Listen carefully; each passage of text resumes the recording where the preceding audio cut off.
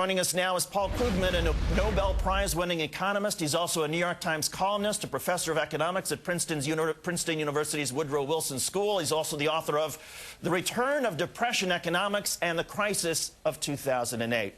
Mr. Krugman, it's an honor to have you here. You've been arguing for months that what the Obama team has been proposing is not big enough. What's your reaction to what they're getting through tonight? Well, it's still not big enough. It's a lot better than nothing, but the odds are pretty good that they're going to have to come back for more because the scale of the slump is so great that even $800 billion is not quite what the doctor ordered. What do you imagine will be the economic reaction in the interim?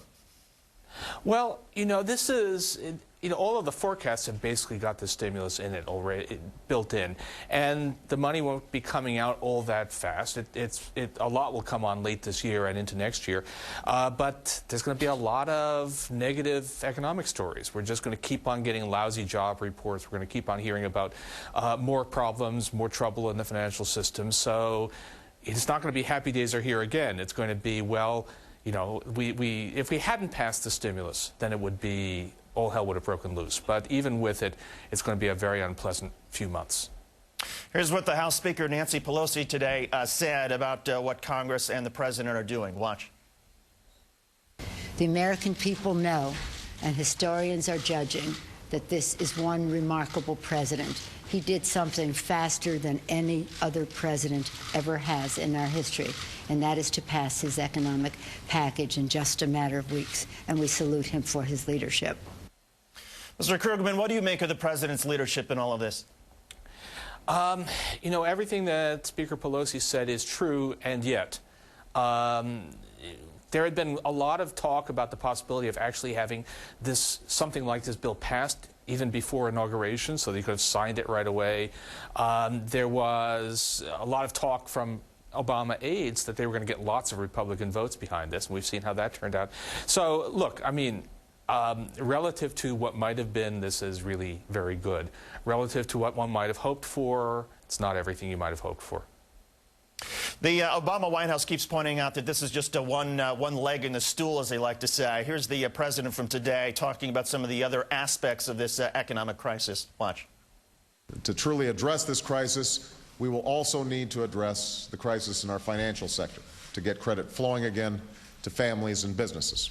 And we need to confront the crisis in the housing sector that's been one of the sources of our economic challenges. I'll be discussing that extensively soon.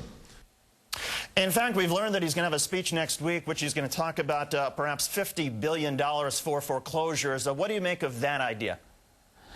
Well, it will help. You can mitigate. The fundamental fact of the matter is that we had an enormous housing bubble. Prices got way out of line. Lots of people borrowed more than they could reasonably afford to pay. And nothing you do is going to prevent there from being a lot of people unable to pay their mortgages, a lot of people losing their homes. But there's probably a fair bit of unnecessary pain in there. There are places where a deal should be worked out to let somebody stay in their house, and it's from everything I hear, they're working on a fairly sensible measure, which is mitigating. I wonder if you might take us through parts of this, despite what you've been saying in terms of that this proposal is not big enough. And for our viewers, here's where the money goes. 38% of this package is aid, $299 billion. 38% for tax cuts, $299. 24% for spending, $189 billion.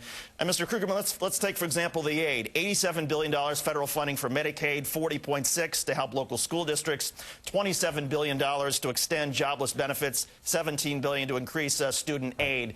How does that help, and where does it come short, just in terms of the spending there? Well, a lot of it is, first of all, you're helping people who are in distress. So Medicaid, unemployment benefits, those are people who not only are they suffering a lot, and this is going to make them suffer a little bit less, but also this will help them maintain their spending so the demand in the economy stays up. It helps reduce the extent of the slump. The aid to Medicaid, aid to state and local governments, that's going to help because those are governments that are slashing spending. And again, that's cutting services we need, and also it's depressing on the economy. So this averts some of that. All of that is kind of protecting protection against some of the downturn.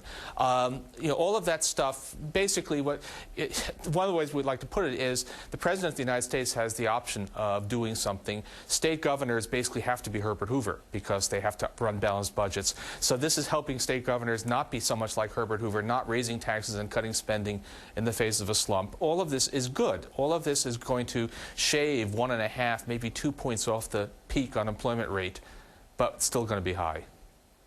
The other, of course, big argument has been over the shape of the tax cuts. Republicans have been insisting that, in fact, there'll be no more spending, that it's just a tax cuts. Here's what the proposal does have. $116.2 billion for payroll tax credits, $69.8 for the AMT tax fix, nearly $7 billion in terms of tax credits for first-time home buyers. What's the good and the bad in this list?